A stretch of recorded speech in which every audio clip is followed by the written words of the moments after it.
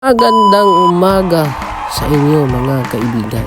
So nandito na naman ako, nagbabalik si French Bite. So gala-gala muna tayo guys kasi minsan sa sobrang toxic sa social media, sobrang toxic na ng paligid mo, hindi mo kailangan mo munang mag-unwind, no? Kailangan mo muna maggala-gala sa napakagandang galahan.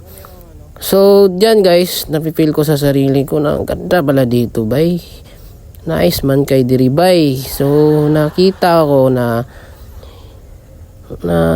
ganda naman talaga maggalagala kaysa nakatunganga ka lang dun sa bahay mo. Why not lumabas ka din? Then diyan pumunta na ako sa next spot kasi nakikita ko dun ang ganda. Napaka nice, napakagalante. So kung gusto ka magpakasal dito na. So dyan guys, medyo nakatunganga talaga, lalim ng iniisip ko.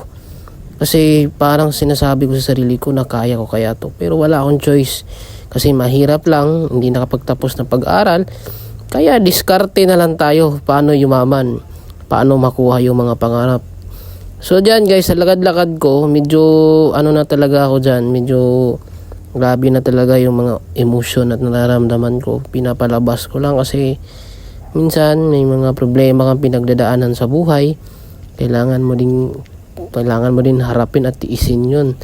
Pero kailangan gumagawa ka din ng paraan para maibsan yun. Ang ginagawa ko lang, kasi paging vlogger ka kasi, kailangan mo lang naman din ng time to vlog, to video, to document na kailangan pagiging vlogger, piliin mo. Kasi hindi naman lang kumikita ka sa pagbablog eh.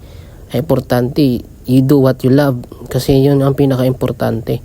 Habang ako'y nagpapahinga dyan, iniisip ko, after 3 years or 4 years from now, hindi ko alam kung anong buhay ko yun.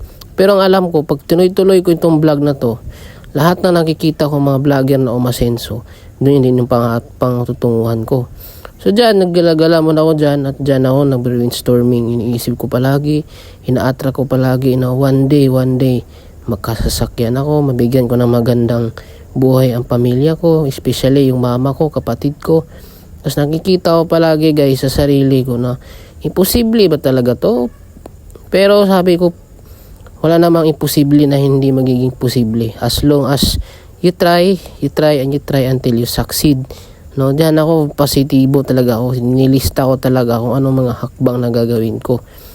Yan, at next year siguro, grabe na din siguro yung kaseryoso kasi kailangan ko may challenge ako sa sarili ko. So sinuot ko muna yung shades ko guys kasi parang feel ko parang nagagapuhan na naman ako sa sarili ko. So yun lang guys, ingat kayo and palagi kayong subscribe. Bye bye.